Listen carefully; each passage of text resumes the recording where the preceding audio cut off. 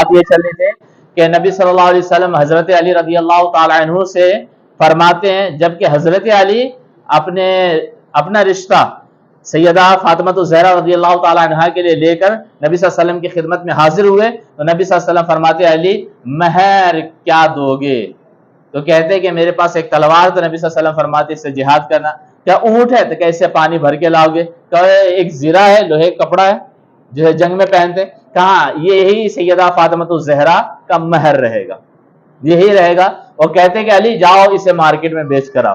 کہا گیا کہ حضرت علی رضی اللہ تعالیٰ عنہ جب مارکیٹ میں بیچنے چاہتے ہیں نا تو یہ خبر ان کے دوست حضرت عثمان غنی رضی اللہ تعالیٰ عنہ کو لگ جاتی ہے۔ حضرت عثمان غنی رضی اللہ تعالیٰ عنہ کون ہے؟ ان کے دوست ہیں، اور ایک طریقے سے دیکھا جائے تو ساڑو بھی ہیں، ساڑو بھی ہے، اور ایک طریقے سے دیکھا جائے تو سمدھی بھی ہیں، اس لیے کہ حضرت امام حسین کی بیٹی کا نکاح، دو بیٹیوں کا نکاح ان کے پوتوں سے ہوا۔ ٹھیک ہے، ہم دیکھیں تاریخ پڑھیں گے نا مزہ آئے گا، یہ تو ہے، اور مجھے نہیں پتا کتنا آ رہا ہے لیکن مجھے خود آ رہا ہے یہ ساری چیزیں بتانے کے لیے۔ تو دوست بھی تھے، گہرے دوست بھی تھے۔ ابھی کے شیعہ چاہے جتنی بکواس کر لے لیکن ہسٹری کو نہیں بدل سکتے، تاریخ کو وہ نہیں بدل سکتے، بکواس چاہے جتنی کر لے۔ تو انہیں خبر ہوتی ہے کہ حضرت علی رضی اللہ تعالیٰ عنہ اپنی زرہ بیچنے کے لیے مارکیٹ گئے تھے، یہ بھی پہنچ جاتے ہیں اور کہتے ہیں حضرت علی رضی اللہ تعالیٰ عنہ کہتے ہیں کہ میں مارکیٹ میں گھوم ہی رہا تھا بیچنے کے لیے کہ حضرت عثمان غنی رضی اللہ تعالیٰ عنہ آ جاتے ہیں اور کہتے ہیں کہ کیا بات ہے علی مارکیٹ میں؟ کہاں وہ فاطمہ سے میرا نکاح طے پایا ہے، تو یہ زرہ جو ہے مہر ہے، اور نبی صلی اللہ علیہ وسلم کا حکم ہے کہ یہ بیچ کے میں پیسہ نبی صلی اللہ علیہ وسلم کی بارگاہ میں لے جاؤ۔ کیا یار یہ زرہ تو مجھے پسند ہے، مجھ سے بیچ دو۔ کہا ٹھیک ہے، میں تو بیچنا ہے، آپ ہی لے لو۔ کہا لیکن شرط یہ ہے کہ جتنی قیمت میں دوں گا اتنی لینی ہے۔ انہیں معلوم ہے کہ میرا دوست کیا ہے، مانگنے والا نہیں ہے، تو کوئی تو بہانہ چاہیے دینے کا نا۔ کہا کہ ٹھیک ہے میں لوں گا لیکن ایک شرط ہے، شرط یہ ہے کہ جتنی قیمت میں دوں گا اتنی تمہیں لینی پڑے گی۔ کہتے ٹھیک ہے، تو کہتے کہ یہ زرہ میں 400 درہم میں لینے کے لیے تیار ہوں، حالانکہ وہ 50 کا بھی نہیں ہے۔ کہتے ہیں میں 400 درہم لینے کے لیے، 400 درہم میں یہ زرہ لینے کے لیے تیار ہوں۔ حضرت علی رضی اللہ تعالیٰ عنہ کہتے ہیں ٹھیک ہے، تو پیسہ انہیں دے دیتے، زرہ لے لیتے، اور لینے کے بعد کہتے کہ اے علی کیا میں یہ زرہ کا مالک نہیں ہو گیا اور تم پیسوں کے مالک نہیں ہو گئے؟ حضرت علی رضی اللہ تعالیٰ عنہ کہتے ہیں بالکل، اب میں بیچ دیا تو زرہ کے مالک آپ ہیں اور پیسوں کا مالک میں ہوں۔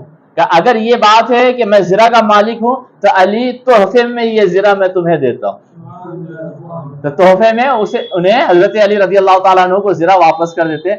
حضرت علی رضی اللہ تعالیٰ عنہ نبی صلی اللہ علیہ وسلم کی خدمت میں حاضر ہوتے ہیں اور عرض کرتے ہیں، پورا واقعہ بیان کرتے ہیں۔ نبی صلی اللہ علیہ وسلم یہ سن کے بہت ہی زیادہ شاد ہوتے ہیں، خوش ہوتے ہیں، اور حضرت عثمان غنی رضی اللہ تعالیٰ عنہ کے لیے خیر و برکت کی دعا دیتے ہیں۔ پھر اس کے بعد نبی کریم صلی اللہ علیہ وسلم حضرت بلال کو بلا کر کہتے ہیں مہاجرین اور انصار کو مسجد نبوی میں جمع کیا جائے۔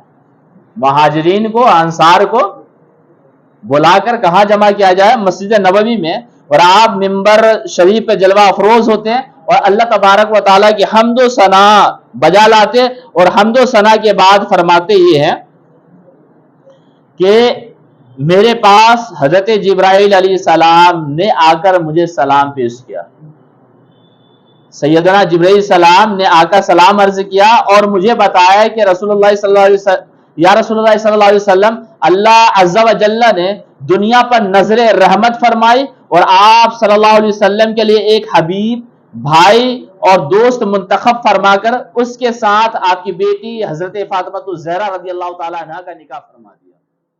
پھر آگے فرماتے ہیں اور اللہ تعالیٰ نے ساری جنتوں اور حوروں کو، ساری جنتوں اور حوروں کو آراستہ و پراستہ ہونے اور شجر طوبہ کو زیورات سے مزین ہونے اور ملائکہ کو چوتھے آسمان پر بیت المعمور، چوتھے آسمان پر کعبے کی شکل کا ہی ایک اور گھر ہے، اسے بیت المعمور کہا جاتا ہے، کہ چوتھے آسمان پہ بیت المعمور کے پاس تمام کو جمع فرمایا، اور رضوان جنت علیہ السلام نے اللہ تبارک و تعالیٰ کے حکم سے بیت المعمور کے دروازے پر ممبر کرامت رکھ دیا۔ یہ وہی ممبر ہے کہ جب اللہ تبارک و تعالیٰ نے حضرت آدم علیہ السلام کو تمام چیزوں کا نام سکھایا تو انہوں نے اس پر خطبہ دیا تھا۔ پھر اللہ تبارک و تعالیٰ کے حکم سے اس ممبر پہ راحیل نامی فرشتہ اللہ تبارک و تعالیٰ کی شایان شان اس کی حمد و ثنا فرماتا ہے، کرتا ہے، تو آسمان فرحت و سرور سے جھوم اٹھتا ہے۔ حضرت جبرائیل السلام نے مزید یہ بھی بتایا کہ اللہ تبارک و تعالیٰ نے مجھے وحی فرمائی کہ میں نے اپنے محبوب بندے علی کا نکاح اپنے محبوب بندی اپنے رسول کی بیٹی فاطمہ سے کر دیا ہے، تم بھی ان کا عقد کر دو۔ تو نبی صلی اللہ علیہ وسلم فرماتے، اس میں روایتیں بہت زیادہ ہیں، ٹھیک ہے، آگے کہتے ہیں کہ نبی صلی اللہ علیہ وسلم فرماتے کہ جبرائیل السلام میرے پاس آئے، یہ خبر دی کہ اللہ تبارک و تعالیٰ نے بیت المعمور کے پاس ملائکہ کو، فرشتوں کو گواہ بنا کر میری بیٹی فاطمہ کا نکاح علی سے کر دیا، اور مجھے بھی حکم دیا کہ میں زمین پر ان دونوں کا نکاح کر دوں۔ مجھے حکم دیا کہ زمین پر میں ان دونوں کا نکاح کر دوں۔ میں تم سبوں کو گواہ بناتا ہوں کہ میں نے اپنی بیٹی فاطمہ کا نکاح علی سے کر دیا۔ پھر نبی صلی اللہ علیہ وسلم حضرت علی رضی اللہ تعالیٰ عنہ کو حکم دیتے ہیں کہ خطبہ نکاح پڑھیں۔ پہلا دلہا ایسا ہے جو اپنا خطبہ نکاح خود ہی پڑھ رہا ہے۔ آپ دیکھیں، آپ کھڑے ہو کر خطبہ دیے اور حاضرین نے مبارکباد دیتے ہوئے کہا اللہ آپ کے جوڑے میں برکت و اتفاق عطا فرمائے۔ اب دیکھیں کہ حضرت علی رضی اللہ تعالیٰ عنہ فرماتے کہ 400 درہم لا کر نبی صلی اللہ علیہ وسلم کے دست مبارک میں رکھتے ہیں، تو نبی صلی اللہ علیہ وسلم حضرت ابو بکر کو بلاتے ہیں اور مٹھی بھر درہم نکال کر ان کو دیتے ہیں، اور ان درہم کے بدلے فاطمہ کے لیے مناسب چیزیں لانے کے لیے کہتے ہیں کہ سیدہ فاطمہ الزہرا رضی اللہ تعالیٰ عنہ کی شادی ہو رہی ہے، تو ان کے لیے کچھ مناسب چیزیں لے کر آؤ۔ حضرت سلمان فارسی حضرت بلال کو ساتھ بھیجتے ہیں کہ ان دونوں کو بھی ساتھ لے کر جاؤ کہ سامان اٹھا کر لائیں گے۔ حضرت ابو بکر صدیق رضی اللہ تعالیٰ عنہ فرماتے کہ جو ایک مٹھی درہم دیے تھے وہ 63 درہم تھے، وہ 63 درہم تھے۔ اور سامان کیا کیا خریدتے ہیں؟ کہتے ہیں کہ میں نے روئی سے بھرے ہوئے موٹے کپڑے کا ایک بستر خریدا، روئی سے بھرے ہوئے ایک موٹے کپڑے کا بستر، چمڑے کا دسترخوان، تیسرا چمڑے کا تکیہ جس میں کھجور کے پتے بھرے ہوئے تھے، چوتھا پانی کے لیے مشکیزہ اور کوزہ کٹورا، مشکیزہ جس کے اندر پانی رکھتے ہیں اور کوزہ کٹورا، پانچواں نرم اون کا ایک پردہ خریدا، چھٹا ایک چارپائی، ساتواں مٹی کے 2 گھڑے، اور آٹھویں چیز چکی ہے۔ اور سیدہ فاطمہ الزہرا رضی اللہ تعالی عنہا کو اپنی والدہ کے ترکے سے ایک ہار چاندی کا ملا ہوا تھا۔ یہ سمپل سادھارن سامان تھے۔ اب اسے کچھ لوگ دیکھنے کے بعد یہ کہتے ہیں کہ نبی کریم صلی اللہ علیہ وسلم کیا ہے، اپنی بیٹی کو جہیز دیے تھے، اس وجہ سے جہیز لینا چاہیے اور دینا چاہیے۔ ہم اس پہ بات کریں گے تفصیلا۔ حضرت علی رضی اللہ تعالیٰ عنہ فرماتے ہیں کہ 63 درہم تو دے دیے، 63 درہم تو دے دیے، بقیہ درہم کیا ہوا؟ کہتے ہیں بقیہ درہم حضرت ام سلمہ رضی اللہ تعالیٰ عنہ کے حوالے کر دیتے ہیں اور کہتے ہیں کہ اسے اپنے پاس رکھو۔ الروض الفائق کی روایت ہے۔ آپ یہ دیکھیں کہ لوگ ان روایتوں کو دیکھ کے کہتے یہ ہے کہ نبی صلی اللہ علیہ وسلم اپنی بیٹی سیدہ فاطمہ الزہرا کو جہیز دیے تھے، اس وجہ سے ہمیں بھی جہیز دینا چاہیے۔ ایک چیز تو یہ ہے کہ اسلام میں جہیز کا کوئی تصور نہیں ہے۔ اگر ہوتا تو نبی صلی اللہ علیہ وسلم 11 نکاح کیے، کوئی اس میں دکھائے نبی صلی اللہ علیہ وسلم جہیز لیے۔ نبی صلی اللہ علیہ وسلم سیدہ فاطمہ الزہرا رضی اللہ تعالی عنہا کے علاوہ بھی اپنی 3 بیٹیوں کی اور نکاح بھی فرمائے تھے۔ سیدہ زینب رضی اللہ تعالی عنہا کو ایک ہار دیے تھے، لیکن وہ والدہ کی طرف سے ملا تھا، ٹھیک ہے، وہ متعدد کتابوں کے اندر ہے اس ہار کا ذکر کہ جب ابو العاص جنگ بدر میں قیدی بنا لیے گئے، اس وقت وہ ایمان نہیں لائے تھے، تو سیدہ زینب اپنے شوہر کی رہائی کے لیے فدیے میں یہی ہار بھیجتی ہیں۔ نبی صلی اللہ علیہ وسلم کی آنکھوں میں آنسو آ جاتے ہیں اور تمام صحابہ سے مشورہ کرتے ہیں کہ یہ میری بیوی کی نشانی ہے، تو پتہ یہ چلا ماں کی طرف سے یہ تحفہ آیا تھا، یہ میری بیوی کی نشانی ہے۔ ایسا کرتے کہ یہ ہار واپس کر دیتے، تمام صحابہ متفق ہو جاتے ہیں، تو یہ ہار کیا ہے، واپس کر دیا جاتا ہے سیدہ، اور ان کے شوہر کو بھی آزاد کر دیا جاتا ہے۔ طبقات ابن سعد اور سیرت ابن حشام کے اندر یہ روایت ہے۔ آپ دیکھیں کہ ایک ہار ان کے پاس ہے سیدہ زینب کے پاس، وہ بھی والدہ کی طرف سے۔ پھر اس کے بعد سیدہ رقیہ اور سیدہ ام کلثوم رضی اللہ تعالی عنہما، ان دونوں کی شادی کے نبی صلی اللہ علیہ وسلم کچھ نہیں دیے، اس لیے کہ ان کے شوہر عثمان غنی رضی اللہ تعالی عنہ صاحب حیثیت تھے، صاحب ان کے پاس اپنا مکان تھا، بہترین کاروبار تھا، دولت کی فراوانی تھی، نبی صلی اللہ علیہ وسلم ان کو کچھ بھی نہیں دیے. لیکن جب بات سیدہ فاطمہ الزہرا رضی اللہ تعالی عنہا کی آئے تو نبی صلی اللہ علیہ وسلم 7-8 سامان دیے.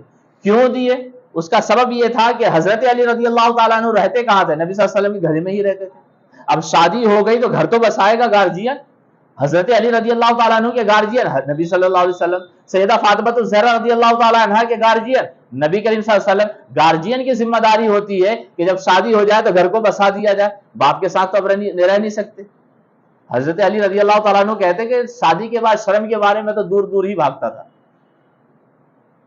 اور جب نبی صلی اللہ علیہ وسلم سے کبھی ملاقات ہو جاتی تو نبی صلی اللہ علیہ وسلم کہتے ہیں علی یاد رکھنا میں نے تمام جہانوں کی عورت کے سردار سے، تمام جہانوں کی عورتوں کی جو سردار ہے اس سے تیرا نکاح کیا ہے. جب بھی ملتے کہتا میں شرم کی وجہ سے نبی صلی اللہ علیہ وسلم کے سامنے جاتا ہی نہیں تھا. تو اب وہ گھر میں کیسے رہتے؟ تو اب ذمہ داری یہ تھی کہ ان کا گھر بسا دیا جائے. اور حضرت علی رضی اللہ تعالیٰ عنہ تو غریب تھے، ان کے پاس تلوار اور اونٹ کے علاوہ تھا ہی کیا. تو نبی صلی اللہ علیہ وسلم ان کے گھر کو بسانے کے لیے، اگر کسی کا داماد ایسا ہے کہ اس کے پاس کچھ بھی نہیں ہے تو اس کے گھر کو آباد اور بسانے کے لیے سامان دے، اس پہ کوئی مناہیت نہیں ہے. لیکن جہیز کو رسم بنا لینا، ہاں کوئی والدین محبت میں کوئی تحفہ دے تو جائز ہے، لیکن تحفے کو لازم اور ضروری نہ بنا لیا جائے. یہ تحفہ سیدہ زینب کی بارگاہ میں دکھائی دیتا ہے، سیدہ فاطمہ الزہرا کے پاس بھی دکھائی دیتا ہے، لیکن ام کلثوم اور حضرت رقیہ رضی اللہ تعالی عنہما کو نہیں دیے. تو اسے سمجھ میں آتا ہے یہ لازمی نہیں ہے. اور پھر اگر کہتے کہ نہیں وہ جہیزی ہے تو ایک بات یہ ہے کہ اگر جہیز ہے تو نبی صلی اللہ علیہ وسلم کی ایک روایت ہے کہ نبی صلی اللہ علیہ وسلم ارشاد فرماتے ہیں، اور یہ روایت سنن نسائی کی ہے کہ نبی صلی اللہ علیہ وسلم فرماتے ہیں کہ تم عطیہ اور تحفہ دینے میں اولاد کے درمیان برابری کیا کرو. ایسا نہ کرو کسی کو زیادہ دو کسی کو کم کر دو. اب اگر مان لیں کہ یہ تحفے میں جہیز کے طور پہ دیے تھے تو آپ کو ماننا پڑے گا کہ نبی صلی اللہ علیہ وسلم اپنی دوسری بیٹیوں کے ساتھ زیادتی کر بیٹھے، اور نعوذ باللہ اللہ کے نبی صلی اللہ علیہ وسلم زیادتی نہیں کر سکتے.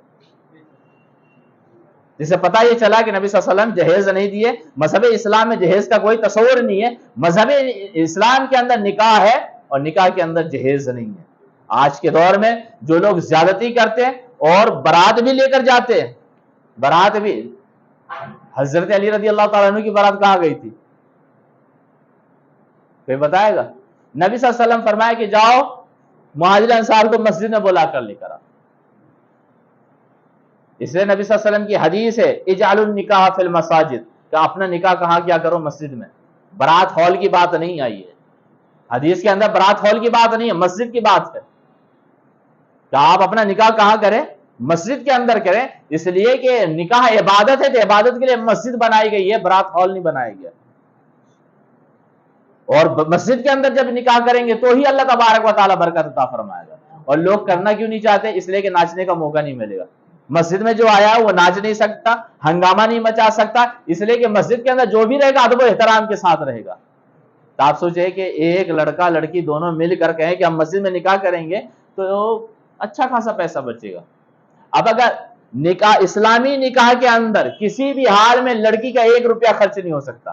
ایک لطف اور مزے کی بات بتاتا ہوں کہ ہم نے لڑکی والوں پہ کتنا بوجھ ڈال دیا کہ اسلامی نکاح جو ہے وہ اسلامی شریعت کے اعتبار سے اگر نکاح کیا جائے اسلام کے اندر تو لڑکی والوں کا 1 روپیہ خرچ نہیں ہوگا، بلکہ لڑکی والوں کو پیسہ ملے گا، مہر کا پیسہ ملے گا، مہر کا پیسہ ملے گا. اچھا چلو اگر کوئی کہے کہ نہیں نبی صلی اللہ علیہ وسلم جہیز دیے تھے تو کہ ٹھیک ہے بھیا، جہیز کون سی ہے؟ روایت کیا ہے؟ زرہ بیچ کے. زرہ کس کی تھی؟ حضرت علی کی. بیچے کتنے؟ 400 کس کو دیا؟ نبی صلی اللہ علیہ وسلم. اور نبی صلی اللہ علیہ وسلم اس سے ان کا سامان خریدے تھے، اپنے پیسے سے نہیں خریدے تھے یا کسی صحابی کے پیسے سے نہیں خریدے تھے، بلکہ حضرت علی رضی اللہ تعالیٰ عنہ کی جو زرہ بیچی گئی تھی اس زرہ کا جو 400 درہم آیا تھا اس سے 63 روپے نکال کر، 63 درہم نکال کر اس سے سامان خریدے تھے. اب اگر کوئی دلہا کہتا ہے کہ نہیں سنت ہے میں جہیز لوں گا تو اس کے اوپر لازم ہے کہ وہ 4 لاکھ روپے مہر رکھے اور باپ کو دے، لڑکی کے باپ کو. لڑکی کا باپ اپنے پاس سارا پیسہ رکھے گا، 63,000 کا سامان اسے دلا دے گا، تبھی برابری ہو. مکمل سنت تو یہی ہے نا. 400 میں سے 63 درہم ہی نبی صلی اللہ علیہ وسلم خرچ کیے اور کہتا نہیں وہی جہیز چاہیے. ٹھیک ہے بھائی 4 لاکھ تو دے، 4 لاکھ دے گا، 63,000 کا تیرا سرسو سامان دے گا، 3 لاکھ اور باقی پیسے جتنے بچے وہ اپنے پاس رکھ لے گا، 3,37,000 اپنے پاس رکھے گا، کیا خرابی ہے؟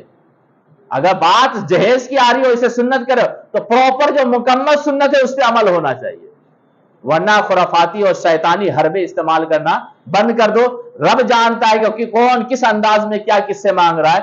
اگر ایک بات بتائیں، یہاں تک کہ لڑکی والوں کے گھر جو جا کے ہم لوگ کھانا کھاتے ہیں بارات کی شکل میں، اس کی بھی مذہب اسلام میں اجازت نہیں ہے۔ اگر پریشر زور ڈال کے شادی کی گئی تو اس کا حساب اللہ تبارک و تعالیٰ کل قیامت میں دے گا۔ مسجد نبوی میں جو حضرت علی کے باراتی آئے تھے، کہیں کھانا کھانے کا کوئی ایک روایت دکھا دیں۔ نبی صلی اللہ علیہ وسلم بارات لے کر گئے تھے، کوئی ایک روایت دے گا۔ اور مزے کی بات بتاؤ، مذہب اسلام عرب سے آیا نا، مذہب اسلام کے ہر ایک رول قاعدے قانون کے لیے عربی میں الفاظ موجود ہے، لیکن لفظ برات کا وجود ہی نہیں عربی میں، برات کے لیے کوئی عربی نہیں ہے۔ تو پتا چلا ہم ہندوستانیوں نے یہاں کے غیروں کو دیکھ دیکھ کر یہ ہم نے رواج ڈال دیا ہے، جس کی وجہ سے پوری امت کیا ہے، پریشان ہے۔ بہرحال ہم اس پہ بات کریں گے، ٹائم زیادہ ہوا، ختم کرتے ہیں انشاءاللہ۔